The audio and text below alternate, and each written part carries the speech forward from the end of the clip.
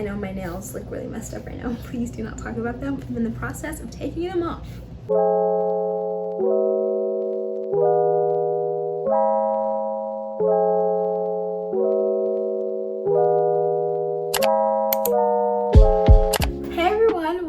Welcome back to my channel. My name is Maija. Hi, how are you doing this fine evening? Okay, so for today's video, I have another really fun one in store for us today. Today's video, I think, would help a lot of people actually, but specifically people who do not read. And with that being said, if you didn't already read today's title, today's video is going to be books to read if you want to get into reading. I don't know why I keep putting my hands like this.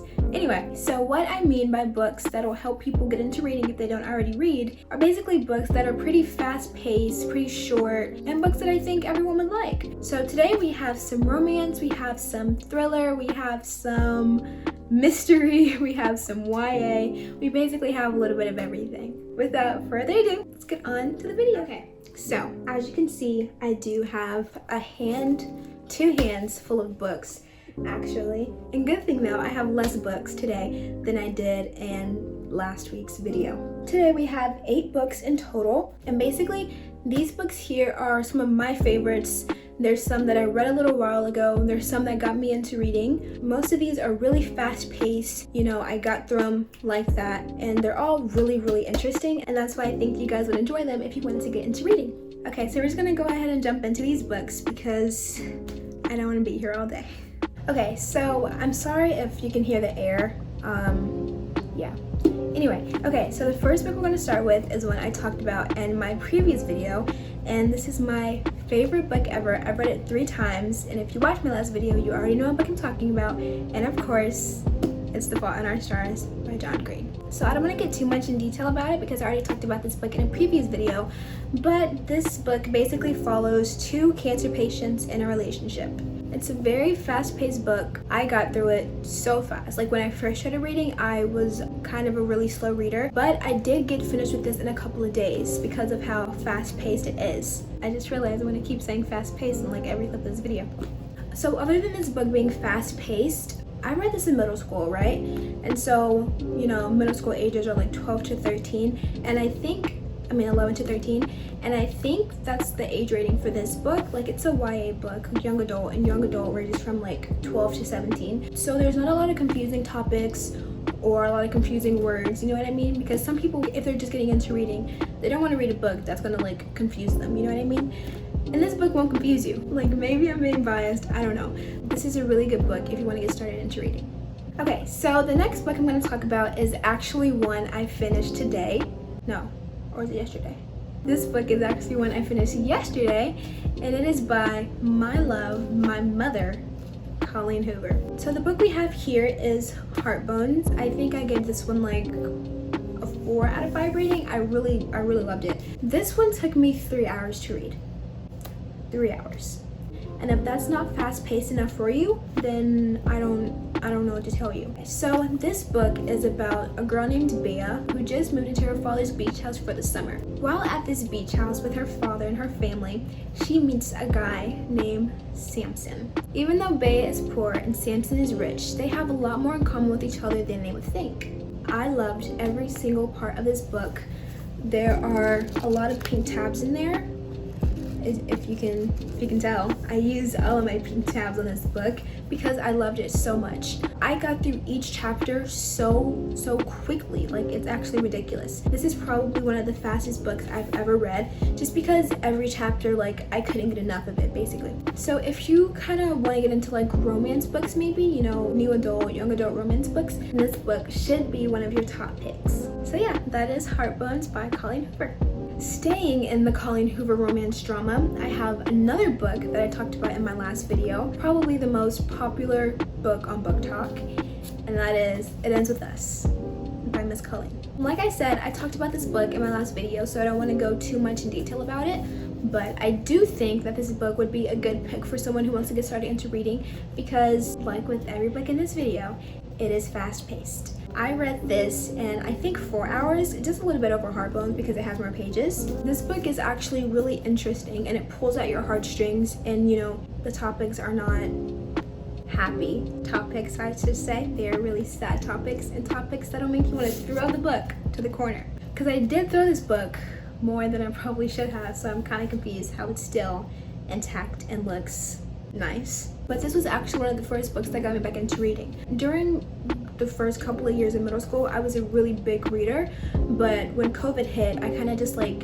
stopped reading. But that September of 2020, I think, I picked up this book because I kept seeing it all over TikTok, and then I literally sped through it that fast, and I was like, okay, I like this book, let me go pick up some more books like it. So that's basically my story about how this book got me back into reading, along with some of the others in the stack. But yeah, if you want to get back into reading, or if you want to start reading, this book would be a good pick for you. Okay, so I know, I'm sorry, you're tired of the Colleen Hoover. Me too, not really, I'm sorry. But I just have one more book to talk about, and this is probably my all-time favorite Colleen Hoover book ever. And no, it is not a romance, it is a psychological thriller, and that book is Verity. I gave this book 5,000 out of 5,000 stars. I loved it so much. I read this book in one day. One day. If that's not giving you enough information as it already should, then let me tell you some more. I read this book in one day because this is the definition of page turner. I read one chapter, oh my gosh, let me keep reading. I read that chapter, oh my god, I need to keep reading. That's literally what I kept doing. Like, I literally got home with the book, sat in my bed at like, what, maybe 4 o'clock, didn't finish it until 12 o'clock the next morning. I pulled an all-nighter to finish this book because I loved it so much. This book is actually insane, and once you finish it, you're kind of like, what's going on? You know what I mean? It's kind of like you don't know what to believe. Okay, so Verity is about this author named Verity who unfortunately gets into this freak accident that leaves her bedridden while she's in the middle of writing one of the most popular series ever. So since she can't finish the series herself, Verity gets this unknown writer named Lowen to come finish the series for her. Lowen comes into Verity's house and she kind of goes through her office and stuff to kind of get a sense of Verity's mind so that Lowen can finish the book and make it kind of seem like Verity wrote it. But while going through Verity's stuff, Lowen finds a manuscript, and this manuscript is basically kind of like Verity's memoir. And when Lowen is reading this manuscript, being nosy, she finds out a bunch of crazy stuff. A lot of crazy stuff. It's like insane. Like I said before I started talking about the book, you'll be kind of left like not knowing what to believe. When I finished it, I was kind of just like sitting there like, is this true? Is this a lie? Like, I did not know. If you Google the definition of page turner, this book will definitely be the first one to pop up. Like, I don't even know what to say at this point. I read this book like almost a year ago, and I'm still speechless. I don't know why I haven't reread it this year yet, but I definitely will probably read it again before the end of this month. But yeah, if you want a psychological thriller that'll get you into reading, then read Verity by Colleen Hoover. Okay, so staying in the non-romance genre, the next book I have today is a YA mystery book. And this book is The Inheritance Games by Jennifer Lynn Barnes. I was supposed to call her Jamie. I read this last year, I think. This is probably one of the first books I read in December of last year. And it is a part of series.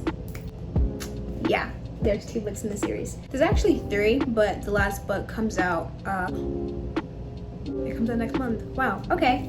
So the next couple of books I have to talk about are the Inheritance Games series by Jennifer Lynn Barnes. These books are YA mystery, and they are really, really, really good. I think this book, or this series, was like the second mystery series that I've ever read, the first one being Another Recommendation. And reading those 2 books kind of got me into the mystery genre. So this book is about a teenage girl named Avery Grams, and Avery doesn't have the best life, but her life isn't like bad, if you know what I mean. She's kind of average. She's just in the middle.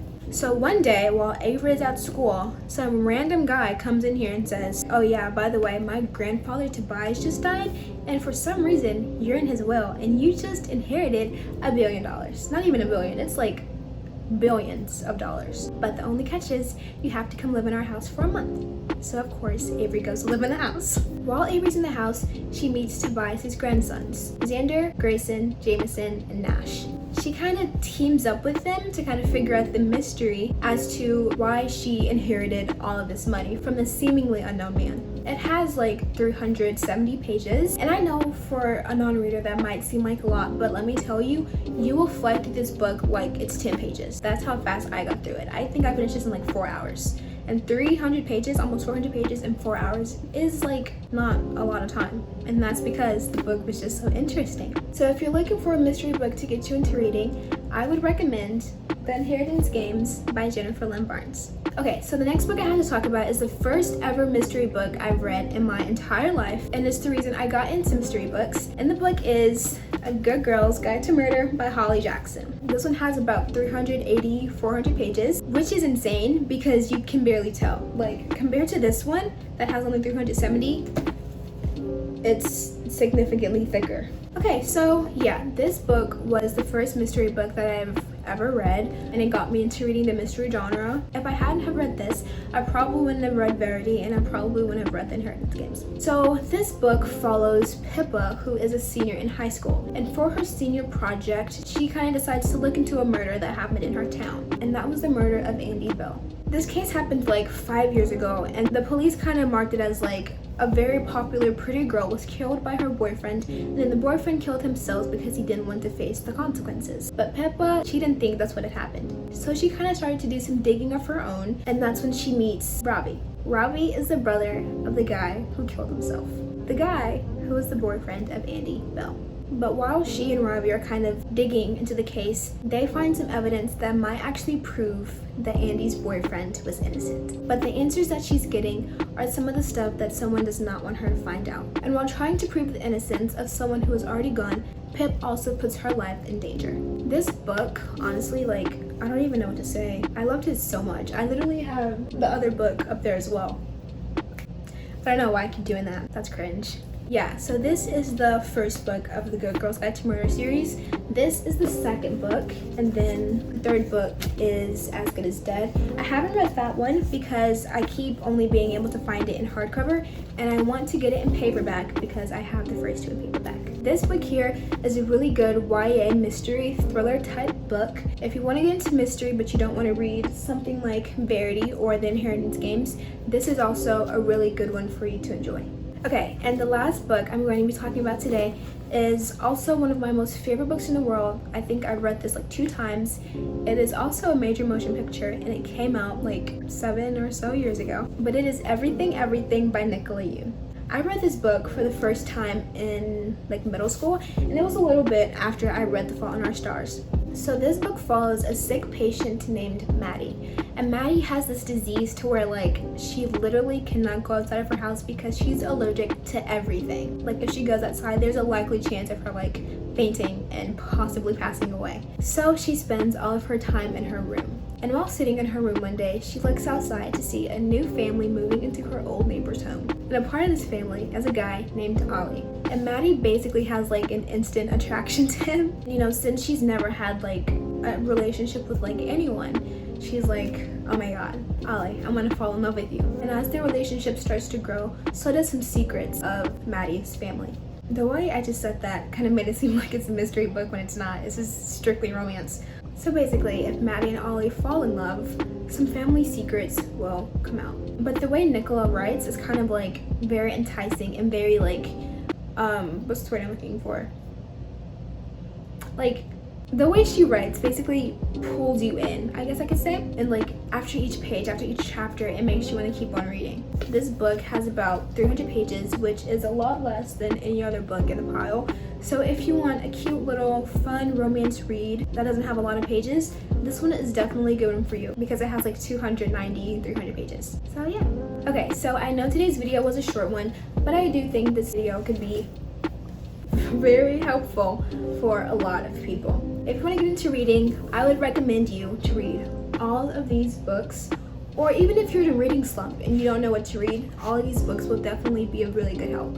So yeah, thank you so much for watching.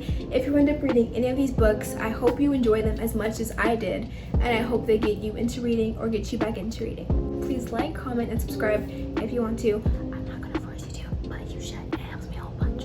But yeah, thank you guys so much for watching, and I'll see you next time.